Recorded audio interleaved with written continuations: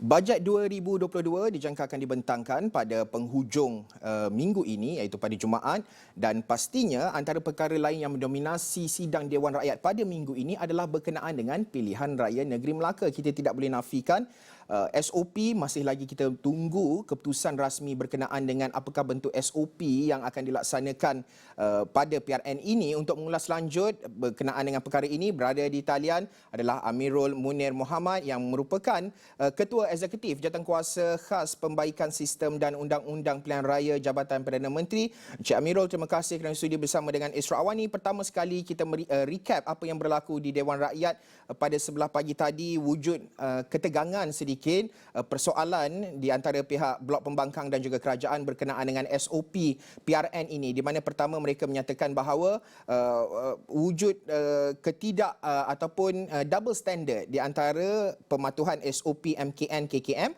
ataupun mematuhi SOP SPR, kerana Melaka pada ketika ini dibenarkan untuk mengadakan program-program majlis sosial, majlis kerajaan dan sebagainya. Pandangan Encik Amirul berkenaan dengan syur yang dibentangkan sebelum ini ataupun melihat kepada SOP yang wajar dilaksanakan dipatuhi oleh parti-parti politik, calon-calon mereka yang berkempen pada pilihan raya negeri Melaka ini. Terima kasih, Haris. Halo? Ya, Encik Amirul teruskan. Terima kasih, Haris. Di sini ada dua perkara utama yang saya rasa kita semua harus beri penekanan lah. Perkara pertama adalah integriti di kalangan ahli-ahli politik dan juga parti-parti politik itu sendiri. Pilihan raya adalah satu proses demokrasi di mana semua orang yang terlibat dengan pilihan raya, pertama dia harus patuhi peraturan.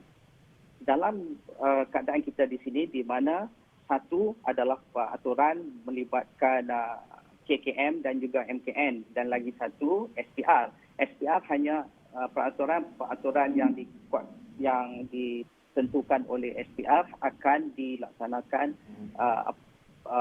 bermula daripada penamaan calon. Apa yang penting adalah keseluruhan pihak-pihak yang terlibat harus memastikan peraturan-peraturan ini dipatuhi. Ini termasuk juga penguatkuasaan. Kita tak boleh nak menguatkuasakan sesuatu itu kita pilih.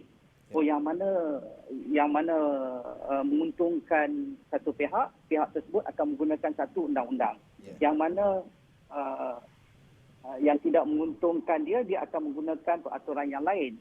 Jadi saya rasa di sini kita harus ada a level playing field, satu platform yang sama rata bagi semua pihak. Sekiranya platform ini tidak wujud, maka pincanglah pilihan raya kita.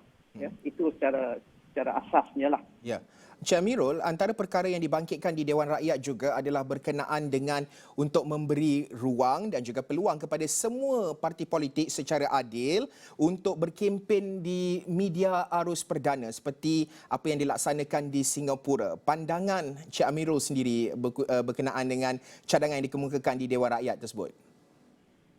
Satu cadangan yang cukup baik bagi saya.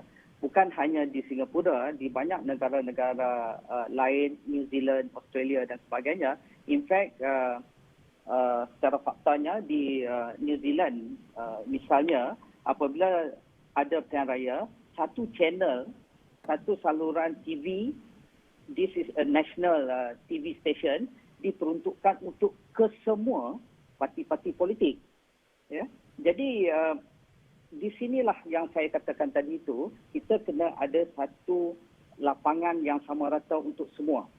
Ya, jadi ini satu seharusnya sepatutnya dah lama dah kita gunakan platform ini. Tapi I think saya rasa di Melaka adalah satu peluang yang baik untuk semua orang untuk sekurang-kurangnya kita cubalah guna perkara ini.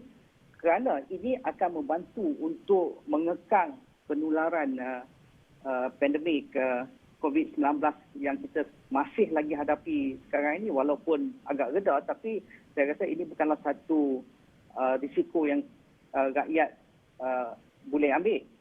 Ya, Haris? Ya.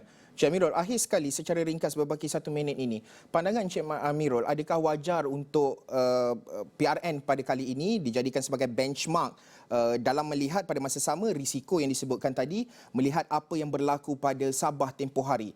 Secara ringkasnya Cik Amirul.